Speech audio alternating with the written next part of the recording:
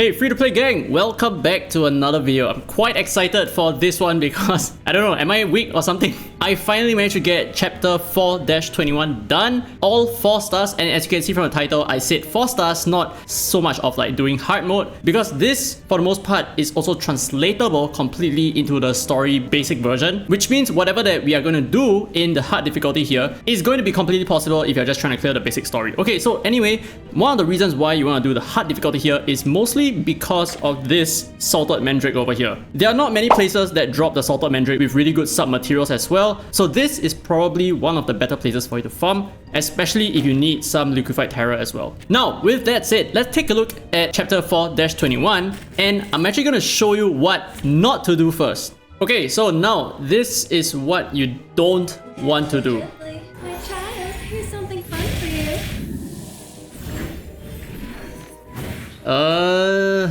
Yikes. So do you see that? The boss actually healed himself for 32,000 HP, and now he has full HP, and he's gonna spam his ultimate every single turn. Every single turn, right? Don't be so hard. So this is what you want to avoid, and what just happened, right? There is actually one way that you can prevent the boss from healing at all, and that does not require you to have any debuffs on the boss. You just need to understand how the mechanics of this boss fight works, and it should be very easy. Extremely easy. Now before that, let's take a look at what the boss does, and what each of his arms and his head and whatever, what do they do, right? Let's take a look. So the first round is actually quite easy, it's just dirigible. But as for the second round, there are a few different parts to this boss, Lord of Dream. Okay, so there is the left arm and there is the right arm. Okay, I messed that up. There's the right arm, there is the left arm, and there is this energy thing, this crystal behind him. So each of these do different things. So let's start with the right arm. When a round ends, performs 1 attack and gives 1 stack of regret to the main body. Now when the caster, which is the right arm, when it dies, remove all regret from the main body. But what is regret? So regret at 8 stacks, the main body performs a powerful mass attack. So you definitely want to kill the arm before the boss has 8 stacks of regret. If not, he's gonna land some AoE attack. And you can do that by just killing off the arm very simply, but there is a catch to it and we will get to that. But just before that, let's take a look at his left arm. So when a round ends, performs 1 attack and gives 1 stack of malice to the main body. Now when the caster dies, remove all malice from the main body. So very similar to the right arm, and malice at 8 stacks just lands 1 powerful single target attack. But there are a couple of things to take note of regarding the arms, right? You notice that this is actually a passive. So the arms will actually use their active skill during their turn, but the passive allows them to attack 1 more time at the end of the round.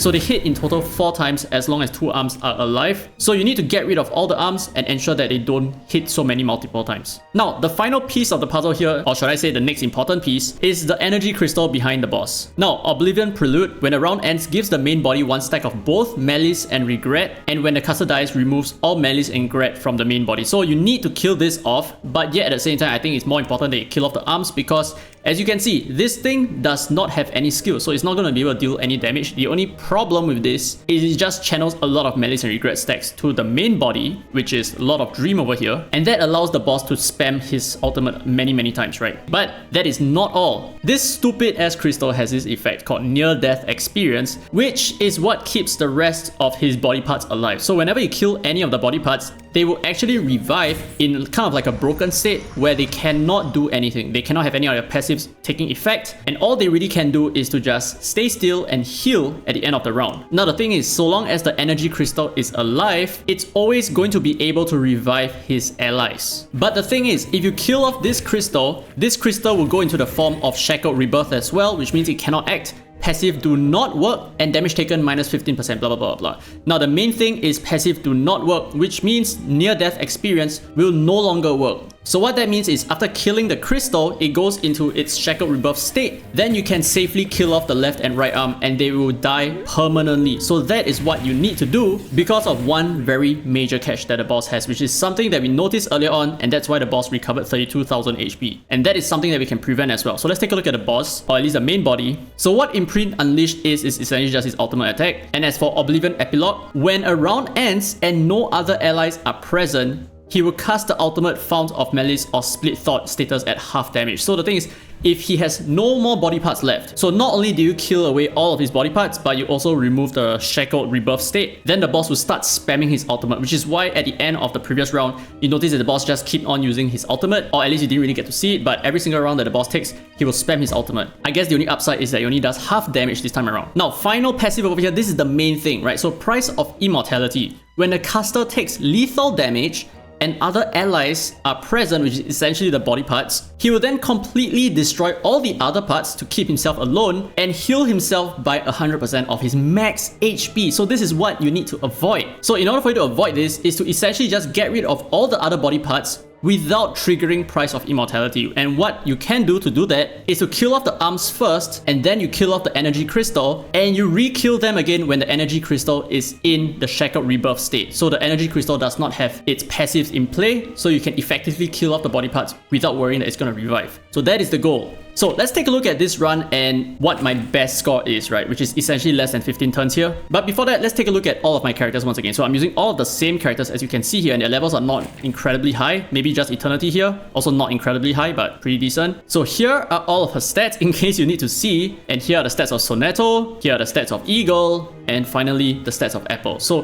the thing is, you can use all 4 characters at once, which means you have a lot of room for extra support. So in this case, I have Apple over here for healing. I haven't actually built my Dig just yet, so when I build Dig up, I'll probably use Dig a little bit more. Alright, so let's take a look at what happened in my perfect clear. So the first round, like I said, is completely dirigible, so we can go ahead and skip it.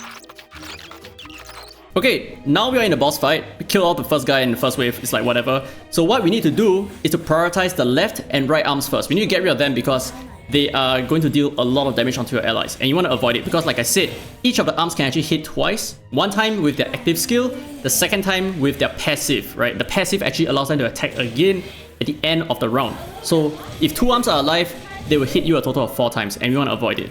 So right now we got super lucky, by the way, right? Like our AoE attacks just hit the arms. So right now it's a lot easier for us to take them out, and we're just going to get rid of them ASAP and get them into the Shackled Rebirth state.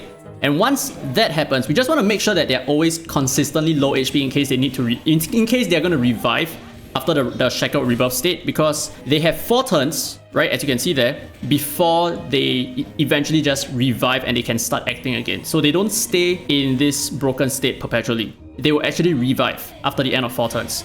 So we need to get rid of all the arms. And now that this is done, we're going to start aiming at the energy crystal. Yeah, you saw that? So the arms actually recovers HP every single turn that they take, or at least at the end of every single round. So we need to make sure that their HP is consistently low by dropping ultimates and all that. Anything that does AoE damage, that is going to be great. So the arm on the left is almost going to revive. He has 1 more turn, which means he's going to revive at the end of this round. So we need to get rid of the left arm. So in fact, I actually landed some AoE attacks, and that got rid of all the arms again. So they have a new counter of 4 turns before they revive. Now we need to get rid of the crystal, and as soon as the crystal dies, they will stop reviving. So that's how you can stop the immortality.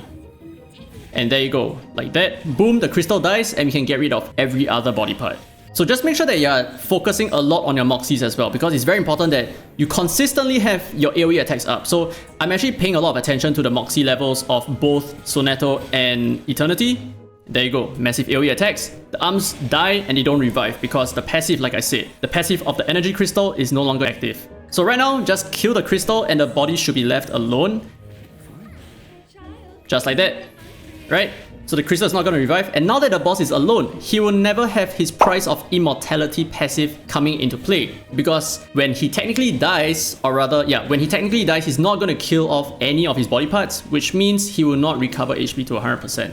So this is how you would essentially just bully the boss. But right now, he's always going to spam his ultimate, which might be an issue. But the good thing, right, the good news is, like I said, he's only dealing half the damage right now. So he's no longer going to nuke you super high. It's probably going to be like, yeah, 1000 plus. It's not going to be like 2000. It's kind of easy, especially since I have Apple who's just healing my entire team every single round, which is really nice, right? So that is actually keeping my team up and healthy for the most part. And I think that's about it. So the boss is going down with the final blow, and that's it. He's not going to revive. So that is how you deal with Chapter 4-21 hard mode, and of course the easy mode as well. Both work the same way. And like I said, this is extremely important that you do so, because this is one way that you can farm the Salted Mandrake, which is a very important material if you want to upgrade your insight and resonance level. So anyway, oh, but before that, let me just show you the DPS spread in case you're wondering, right? So yeah, Eternity is dealing the bulk of the DPS. It's actually possible for Soneto to have a little bit more DPS because her ultimate actually hits pretty hard as long as she has a penetration up. So yeah, that's about it. That's it for this video. Hope you guys enjoyed today's content. If you did, don't forget to thumbs up. It really helps the channel, and subscribe for more Reverse 999 content. Now with that said, this has been Derry Free to Play, and as always, I will see you in the next video.